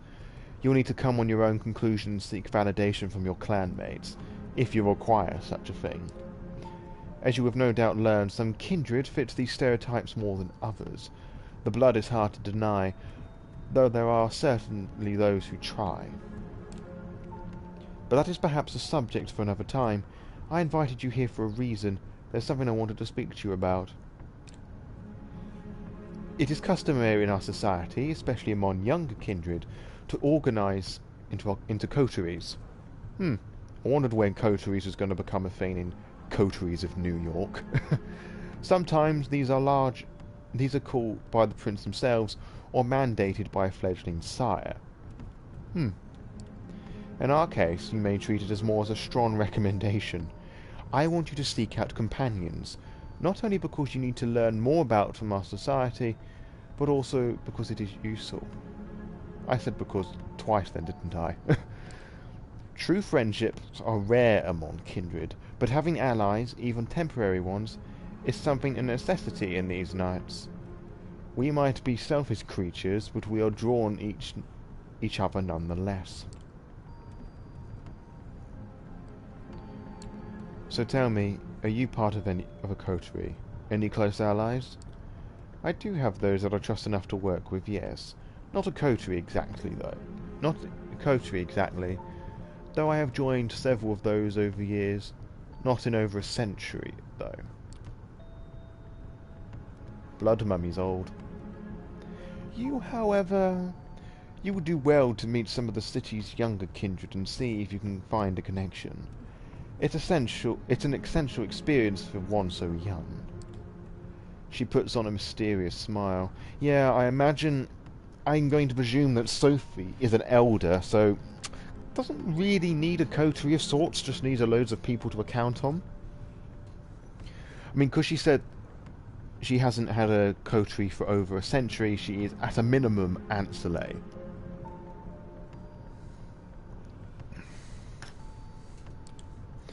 I spent some of my precious time last night asking around, pondering potential kindred for you to meet.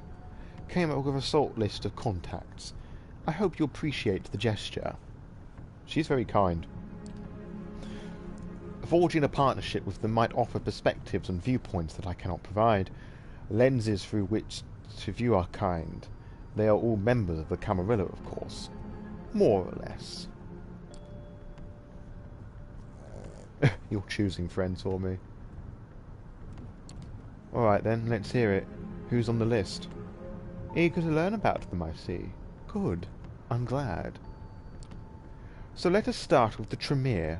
They are a powerful clan, disliked by many, but feared and respected by many more.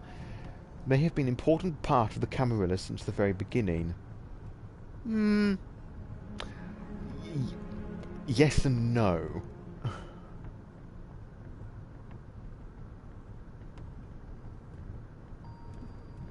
Yes, I'm sure she does have her own agenda.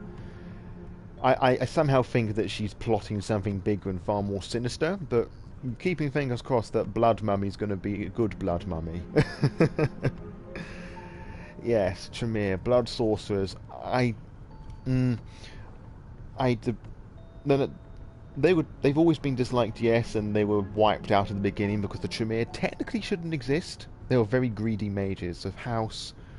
Oh yeah, House Tremere. That's they were mages embraced. There's a whole load of lore reasons. Well, I'm not going to describe them to actually because I do it much better in the Lore by Night podcast episode on Clan Tremere, which you can find on YouTube or any other streaming sites, which you should listen to immediately after this. Blood Sorcerers. You could swear you once saw them play at the Apollo. Probably not the same Blood Sorcerers, though. A sect of the House of Hermes, yes. Powerful mages. I have a lot to learn about the other elements of the world of darkness. And Vampire the Masquerade, of course. I'm going to have to pause for just a moment. My dog who's here, she has a dry lazy eye, and she needs to have some medication dropped into it. But that's going to require me to moving around. And I also use this as an opportunity to dash off to the little vampire's room. So back in about 5 or so minutes. You can listen to my dog snort and my sofa make noises. Oh, Christ, my animals have decided to block me off. Sorry, cat, kick you in the head. Apologies. Lost a point of humanity with that. Hello, Woody. Hopefully I don't wake you up too much, because I can see you're pretty shit-faced. Come here, you. That's very helpful. Thank you. It's a big yawn. Yes. There's a good girl. There's a good girl, and we gently rub that in. Back to sleep you go.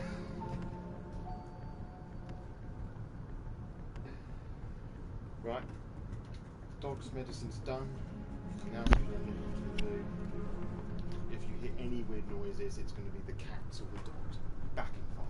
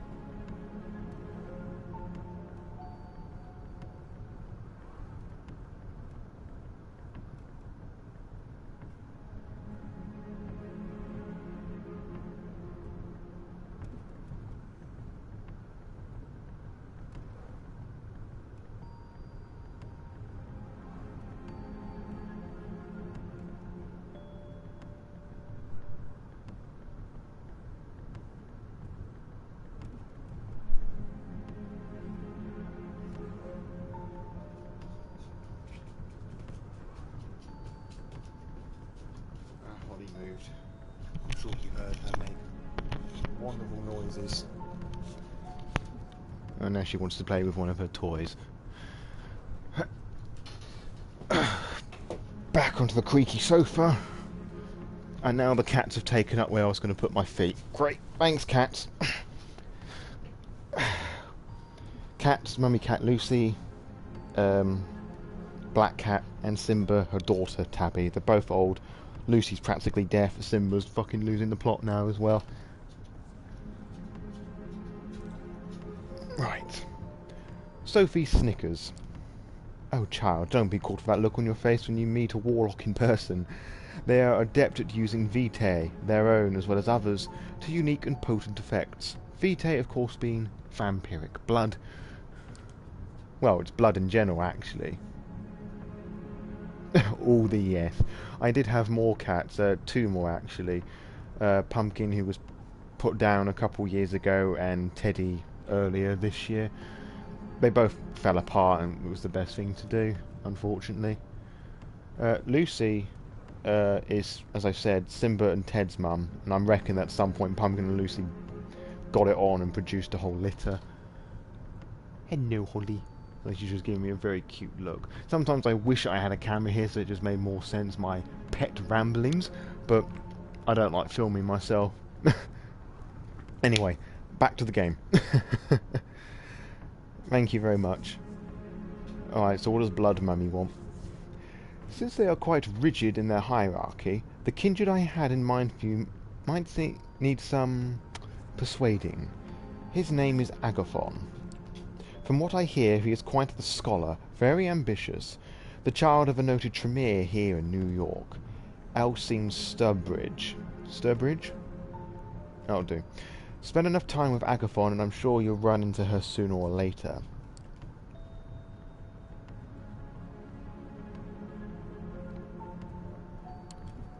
This whole blood magic sounds interesting. Oh yes, fascinating. It is also a well-kept secret of the Tremere.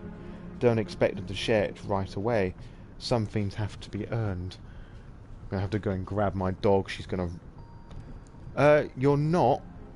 Well, hold on 1 second, Milk. I'm gonna have to rescue my dog from eating cat food. Holly?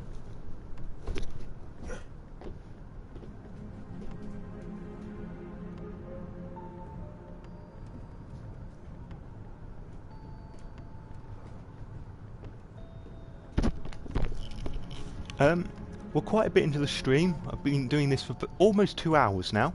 So let me give you a quick recap about what's happened so far.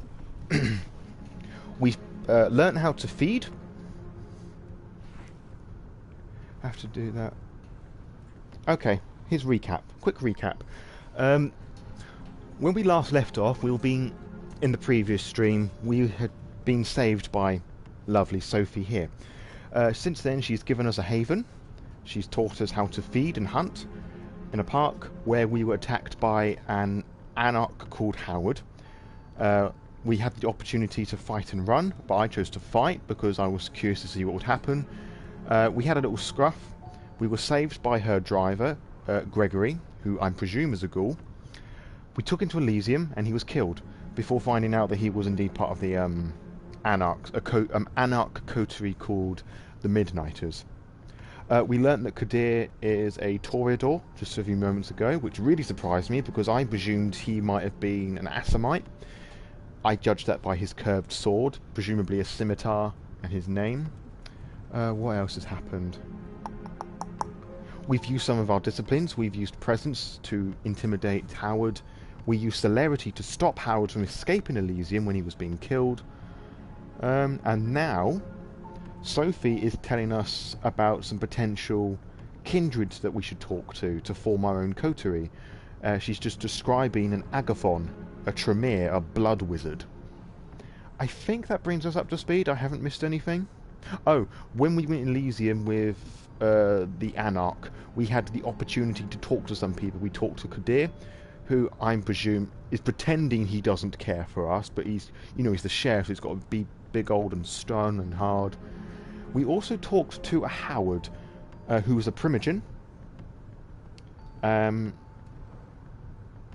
I I think he's a Finblood Prima Jean because he made a point saying that he didn't look as vampiric, or he looked too human to be vampire, or something like that.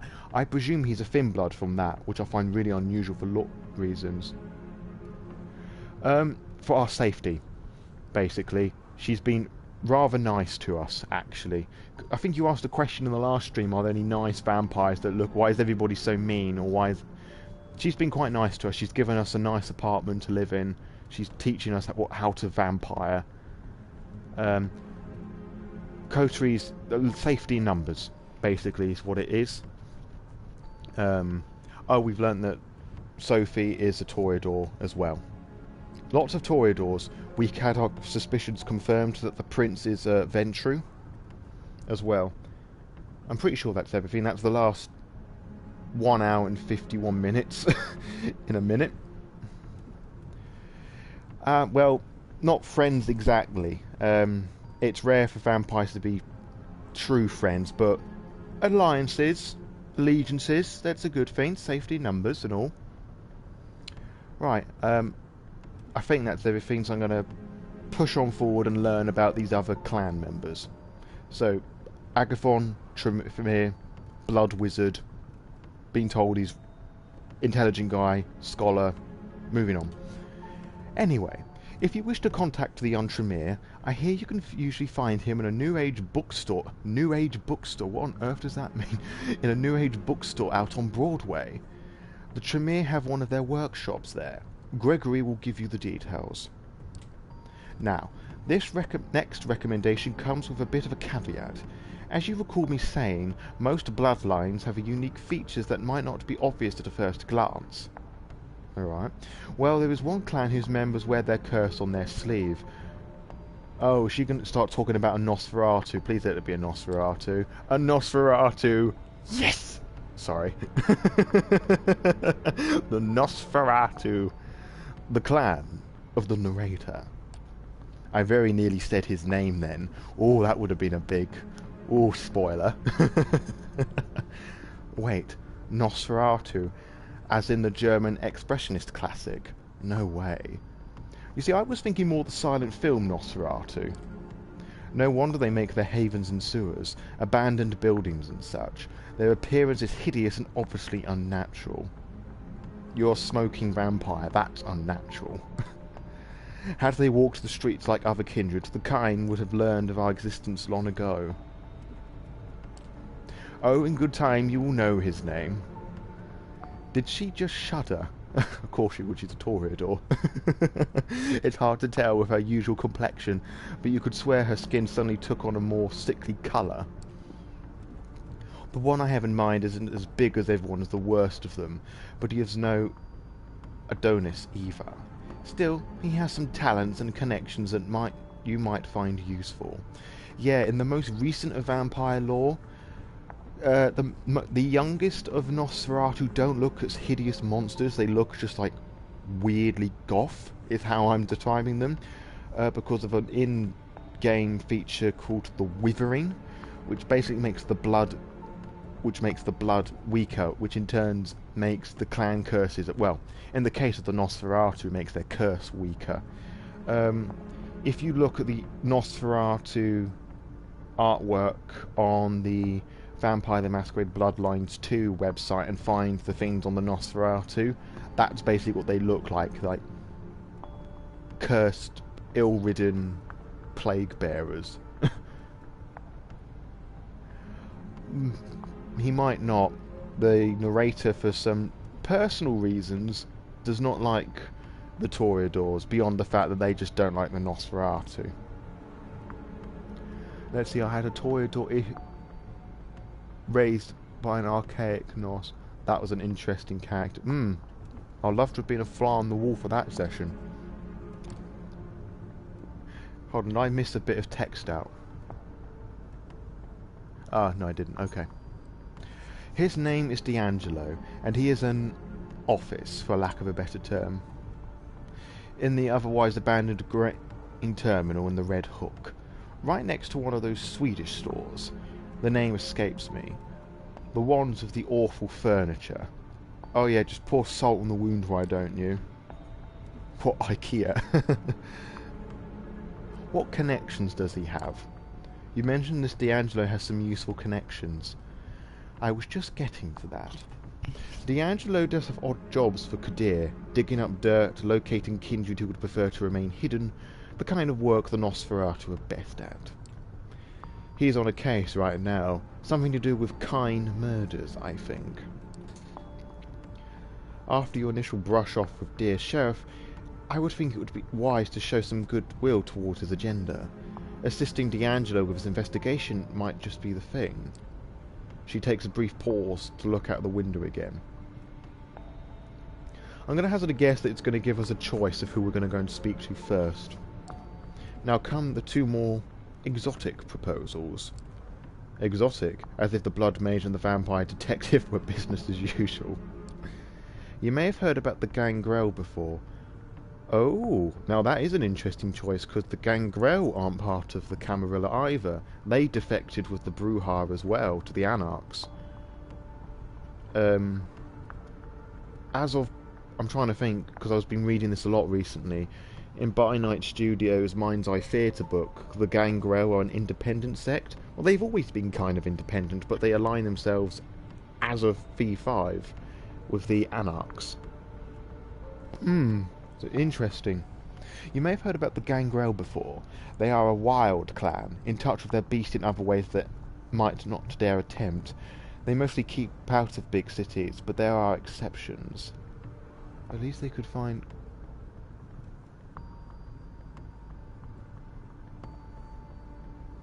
Yes, I appreciate that quote.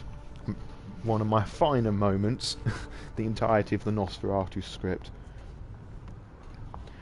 And by what Sophie means about keeping in touch with the beasts, that they turn into beasts. Usually it's wolves and like bats, literally being in touch with their beast.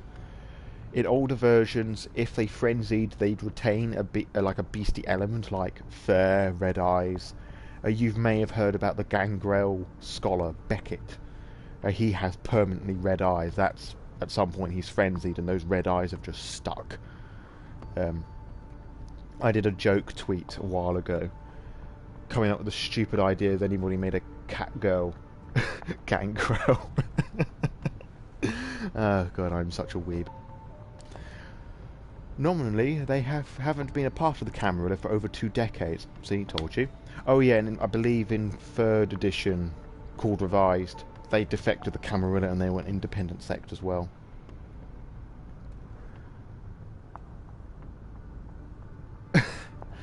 A feature to meet Beckett.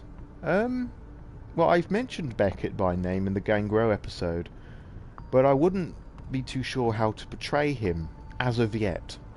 I mean, there will be an episode on the podcast about Beckett, because he's got a very interesting backstory. But as of, like, me being in character for Beckett, we'll see. We'll see. Anyway, nominally they haven't been part of the Camarilla for over 2 decades, but the one kindred I would like you to meet has strong, shall we say, familial ties to her sect. Her name is Tamika. Familial ties to her sect. Her sire, Jezebel, was instrumental during the Battle of New York back in 1999. Is that referring to the Fine? No, that's not the Sabbat Civil War. I don't know the Battle of New York. Over my head, that. The same battle that cemented the city is a Camarilla domain. Ah, well, there you go. I presumed that, well, for some time New York was a Sabbat territory. I didn't know when it transitioned to Camarilla. I thought it was a recent thing for this.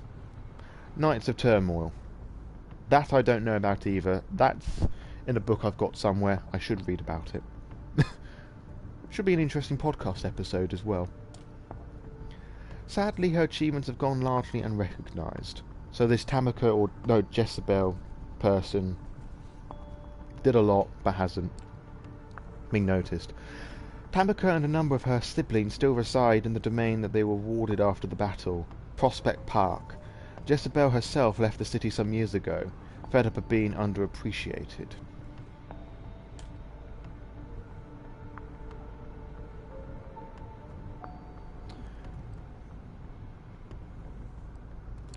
You seem to know a lot about her sire, but is there anything else like you can tell me about Tamika? I asked around. Out of Jezebel's childhood, Tamika is known to be the most rational and cold-headed, at least for a gangrel. That said, she's likely to have a unique way of appraising your worth. I cannot say how, exactly, but you should be prepared for an interesting conversation at the very least. Yeah, the gangrel very much like to be on their own. They are, well, as she said, they keep away from everything else because of their more bestial natures. That doesn't make them any more monstrous. It's just like the Nosferatu or hideous monsters. They just deal with their condition in a different way. Then again, that could have been said of almost every kindred in the city. There's that mysterious smile again.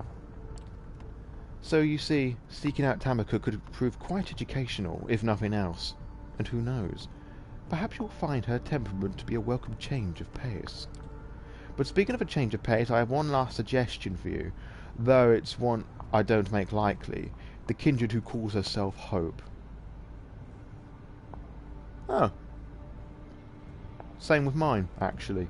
I played a game of V20 almost a year ago, and I was debating between either doing a Gangrel or Nosferatu. I didn't do either.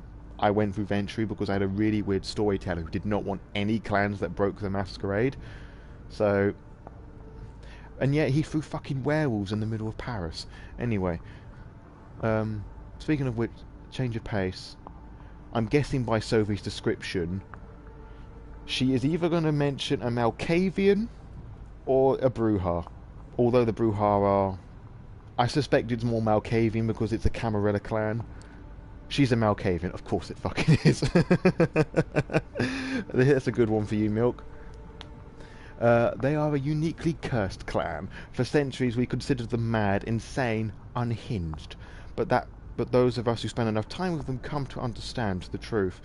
Yeah, I think I've said before, to say that a clan's stereotypically mad is like saying I am stereotypically human for getting up in the morning. Like, it's a spectrum. Like, they're different facets of mad. Well, you've often said that you wanted to be a Malkavian. I didn't mean it as offence. You know, we've got a Malkavian character here. Yeah, I mean, if you were still interested in doing a Malkavian, there might be some good pointers here.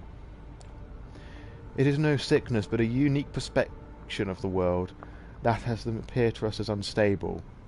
That is the best description I have ever seen of a Malkavian, besides my own. Can I take screenshots of this?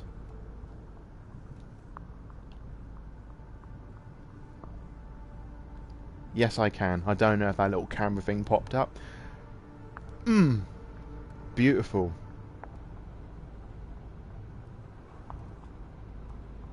Ah, right. It's difficult without voices to sometimes work out the context of things. Having a Malkavian as your companion might be taxing on your nerves and a true taste of patience at times, but their insight and intuition are unrivaled among kindred. As for Hope, specifically, she is said to be a recluse, but I have it on good authority that she could currently be found in an internet cafe. I believe it's called in Lower Manhattan. Gregory has the address. An internet cafe is a domain for Malkavian. I didn't realise they still existed.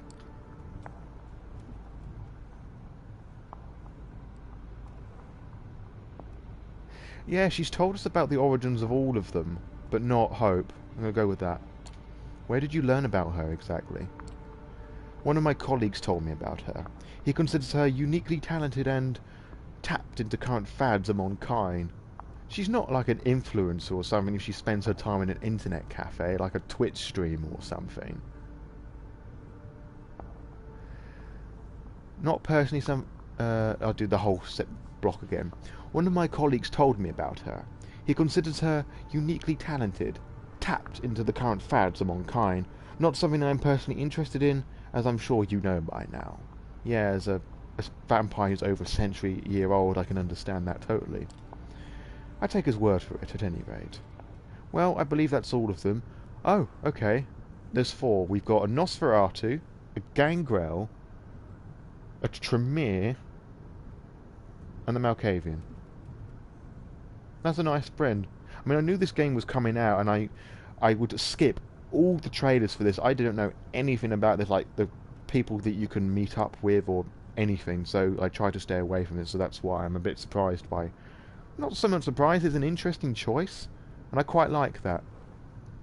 Because I made a remark saying that the 3 clans you play as were very boring, in that they're the easiest to stereotype. Well, you can argue the Malkavian is as well, but no one likes a fishmalk. But yeah, nice spread. I need to give some thought of who we're going to spend time with, which is basically what this is going to be. This is going to be Vampire the Masquerade romancing. Alright, well... I was just about to say that. You know, that might be the stream episode when I get around to editing like all like the tags and things. It was going to be... Actually, I might use that for a future episode because I liked my previous idea of Sophie being our blood mummy. I'll remember that. Alright, thank you.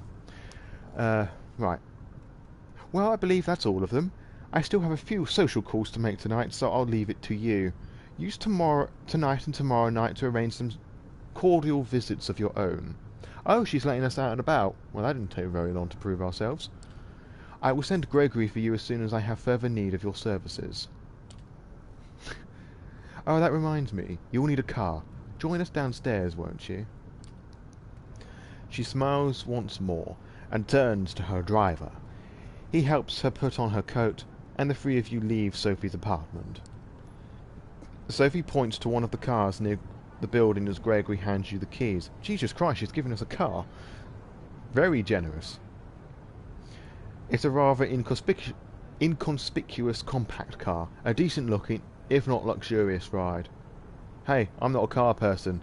Like, Blood Mummy's given us a car. Like, super generous. Stay safe, Caesar. This is your first night alone. Don't let it be your last. As they drive away, you find yourself with more... See, that sounded more like a motorbike than a car. Anyway. As they drive away, you find yourself more freedom than you've had for the past few nights. A blessing or a burden? Time will tell. Sugar vampire. With a list of addresses in hand, you consider your next move. Oh, okay. So this is our choice. And I imagine this is where things begin to branch off. I did say motorbike. The sound effect that went just as I started to read, like, I thought it sounded like a motorbike. I mean, if I said a bike, it could have been a bicycle. I just wanted to be precise. Okay. So what we got here? It's a kind of magic. Sophie's mention of a vampire clan of blood sorcerers sparked your attention. One of them, Agathon, could potentially be your introduction into the bizarre powers of the Tremere. We use motorbike here. In the UK, we use motorbike. Motorcycle just sounds weird to me. I'm sorry. Again, that whole English barrier thing. Searching for hope. But these are all no, they're all not Son titles. They had an opportunity there. Anyway, searching for hope. Sophie suggested you meet Hope, a reclusive member of the Malkavian clan. Wonder what we... No, I can't see it anywhere. Sophie suggested you meet Hope, a reclusive member of the Malkavian clan. She supposedly holed up in an internet cafe in Lower Manhattan. Gumshoe in the dark. You see, he looks quite tame as a Nosferatu, like, just very odd looking. He actually looks like the tramp I found in my bin one time. That's a story for another time. Anyway, Gumshoe in the dark. A recent string of violent killings has the Red Hook district of Brooklyn on edge. Sophie mentioned that Kadir al-Samari... Kadir, I'm not going to do his surname. I don't want to get it wrong and be disrespectful. Sophie mentioned that Kadir has a secret associate investigating the murders. A Nosferatu neonate by the name of D'Angelo. Yeah, he's a neonate Nosferatu, which is why he doesn't look as gargoyle, grotesque. I shouldn't have used gargoyles, the wrong word. Grotesque looking. Anyway, a Nosferatu neonate by the name of D'Angelo. If you help him out, he might be persuaded to form a lasting partnership. Jezebel's Childer. Sophie mentioned a gangrel neonate by the name of Tamika who's made herself a haven in Prospect Park. The Ferals aren't exactly a social bunch, even by kindred standards, but if you keep her from clawing your eyes out just long enough, she might be persuaded to join you. Well, I think that is an excellent place to conclude the episode. We've been saved by Blood Mummy, we're given a car, a haven, we've exercised some of our disciplines, we've assisted in the execution of an anarch, and we've learnt how to hunt. And now, next time, we will begin our journey in forming our coterie.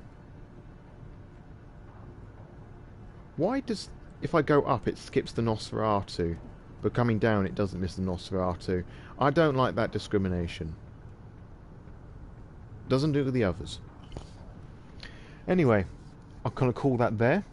Thank you ever so much to those who have been coming and going, watching the stream. And if you've missed huge chunks, don't worry. As this is going to be on YouTube, it's going to be there forever. So, well, unless it gets copy striked, and then that's going to be a real pain in the arse. But, putting that aside, it's going to be on YouTube. Watch it back from the beginning. You can pick up my occasional snarky remarks that I was an hour in and there was nobody here. But, for the three of you that have stuck around, thank you very much for joining me. And until next time, farewell.